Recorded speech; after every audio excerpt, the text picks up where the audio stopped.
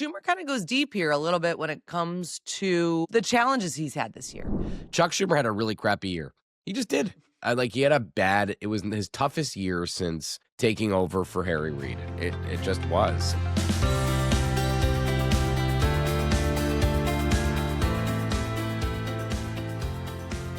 Good morning, I'm Anna Palmer. And I'm Jake Sherman. And welcome to the Daily Punch, brought to you by Punchable News. It's Friday, December 19th, 2025, our last podcast of the year. Let's get into the mix. Here are your Washington headlines of the day. Number one, Schumer's toughest year as leader. Number two, Representative Mike Lawler told us on Flyout Day about the bullshit bill he helped bring to the floor. And number three, news from Punchable News Tech. Representative Brian Mast's new AI chips bill. All right, Jake, let's get into it. Our very own Andrew Desiderio and Max Cohen had a sit-down with Chuck Schumer, the Senate Minority Leader, talking about the past year, reflecting on the challenges he has had, and thinking a little bit about what's going to happen in 2026. But, Schumer kind of goes deep here a little bit when it comes to the challenges he's had this year. Yeah, I thought it was interesting because we ran something in, I don't know what edition it was, but maybe yesterday's something. No, yesterday morning, I guess it was, where he said they're not going to do a shutdown. I'll just say that did turn some heads in Democratic circles on Capitol Hill, kind of just saying at the front end. I mean, I think most Democrats don't think that they're going to do a shutdown in January 30th, about a month from now, a month and 11 days from now. I think that some people thought that was not a great thing to say at the beginning. Now, Congress tried, I'll say this before we get into Schumer a little bit, but Congress tried to get started on probes last night, and they were stymied by Colorado's Democratic senators Michael Bennet and John Hickenlooper, who were not happy that the White House dismantled the National Center for Atmospheric Research in Boulder. I can understand that.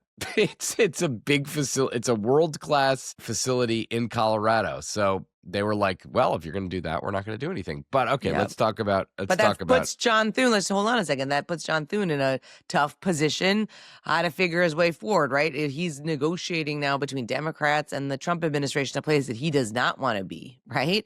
Having to deal with that dispute, and I think the kind of no clear pathway forward. So now you've got 5 bills: Defense, Labor, HHS, Commerce, Justice, Science, Transportation, HUD, and Interior that are going to now have to wait until January to be dealt with this January 30th deadline. You could look at a possible full year CRs for the more difficult funding bills, but this is going to be a problem for Thune and trying to figure out what he does to kind of get Democrats to move past this. And I'll say, they come back January 5th and 6th or something like that, the House and the Senate. The Senate comes back first, and they have 25 days. I'm not, we're not. Puts we're it right into back focus. We're right back where we were. Okay. Chuck Schumer had a really crappy year. He just did. He had it was his toughest year since taking over for Harry Reid. It just was. He had the Zoran Mamdani issue. He didn't endorse Mamdani, got a lot of flack for that. The government opened with Republicans, got a lot of heat for that. And then after that, he shut down the government over health care. And Schumer said, we didn't want to shut down. I thought they'd sit down and negotiate with us, but they're intransigents on the issue of health care. They know they're drowning in it with the public and they're paralyzed. He shut down the government. It was damaging. It was very damaging. I mean, it was the longest shutdown in American history. They didn't get anything out of it. And I guess the bull case you could make at this point is that you can say that they elevated healthcare as an issue, which they did. I mean, Republicans are now flailing on healthcare. They are. And that was because of the Democrats. And I guess that's one way to look at it. But it was a very difficult year for Schumer. And interestingly enough, he's up in 2028. When we had him on Flyout Day, whenever that was, a couple months ago, he wouldn't commit to running again in 2028. Our yesterday's guest on Flyout Day, Mike Lawler, said that firmly Chuck Schumer will not run in 2028. And Lawler said if AOC runs, he will run, which is, we'll get to Lawler in a second, but do you have any other thoughts about Charles E.? I think it was a good closeout to the year, a great interview by Andrew and Max, just getting, again, the zeitgeist of Chuck Schumer, though, right now, and kind of dealing with a reflection of, just how tough the year was, the bumps that they took, but also, kind of he was firmly focused on the 26 cycle and winning seats. We'll have to see how successful Democrats are there. And kind of going forward, can Schumer continue? I mean, there's a quote in there about how, his fellow member called him damaged goods, but that, that he's kind of there, that he's still their leadership. There's not anybody who's threatening to take him out by any stretch, but it's a worthwhile interview to see kind of how he frames up 2025. All right, Jake, let's move on to the number 2 story of the morning. Representative Mike Lawler talked about the quote-unquote bullshit bill he helped bring to the floor. It was a fun interview in the Punchbowl News Townhouse, our last of the year. Big takeaway, obviously Lawler isn't known to mince words, but was interesting to hear him be so disparaging of the discharge petition that he helped successfully now, push forward. Mike Lawler is feisty on his best days, and on all of his days. And he said, this was interesting, Anna. I want to dig in a little bit to the policy here. We obviously asked him about, and what a timely interview. We obviously asked him about his signing the discharge petition, right? Mm-hmm. The discharge petition that is allowing a vote in January on the 3-year extension of Obamacare premium subsidies. The discharge petition that Hakeem Jeffries, with whom Lawler does not have a great relationship, that discharge petition he signed. So he said that it was bullshit. It was a bullshit discharge petition, bullshit policy is I think what he meant. And he thinks that he said it's not a serious proposal, but what it will do is allow a vehicle by which the Senate could come back with a bipartisan compromise, which I think will be very much in line with Fitzpatrick's bill. Listen, that is a hopeful thing. I don't know if it'll happen. A long shot strategy, I would say. Well, he says he's talked to senators about it, and maybe he will, but that bill needs to come up in the Senate first. I'm not sure it's going to come up, and I think there is an argument. I've made this argument that, the Senate could feel pressure because there's a live option. Sure. There's a live bill that the House has passed, a 3-year bill. And that could prompt them to do something. I think it's difficult. It's not a sure thing. And the Fitzpatrick bill, again, it expands health savings accounts, sends healthcare money to individuals instead of insurance companies. That's what he's hoping will happen. And Trump has not been engaged on this issue. And I think to get that done, Donald Trump will have to be engaged. And Trump seems to not think that this is his problem. I have lots of thoughts about that.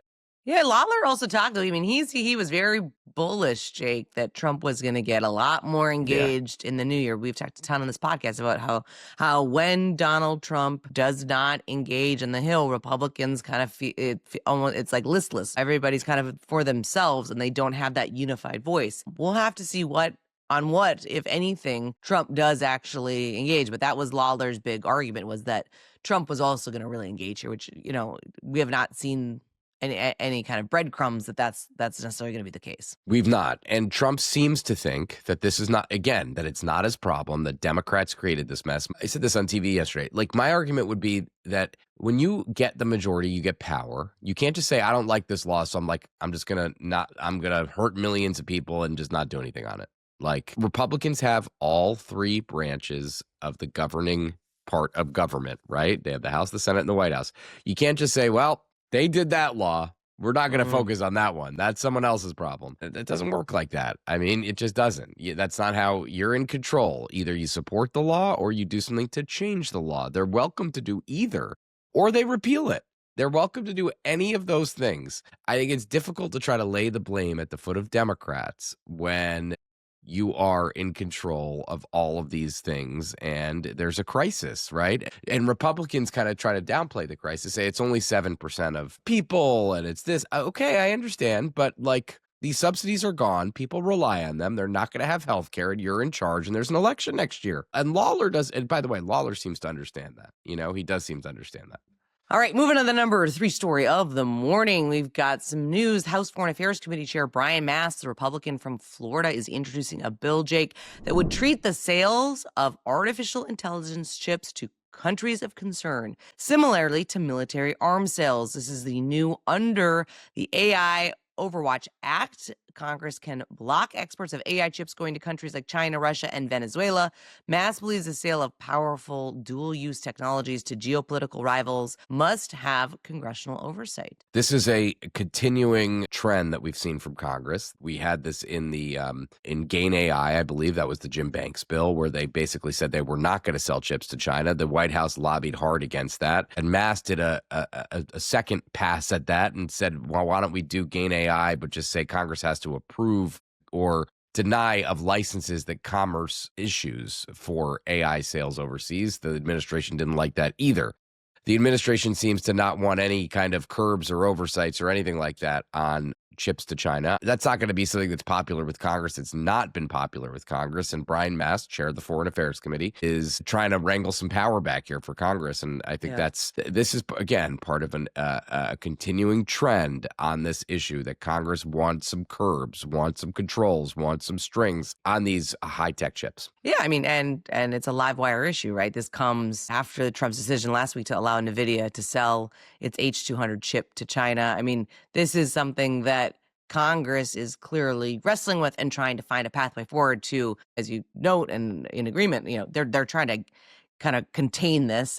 And they see this as an oversight and a big issue for Congress. So this is going to be something we will be watching going into 2026. Thank you all so much for listening. We appreciate it. This is our last podcast, Jake, of 2025. Yes. We will be back in January. We appreciate you listening. If you like the Daily Punch, share it on social media. Tell your friends. It's the best way to find out about us. And, of course, you can go deeper on all things Punchbowl News at punchbowl.news. Have a great day and stay safe, everybody.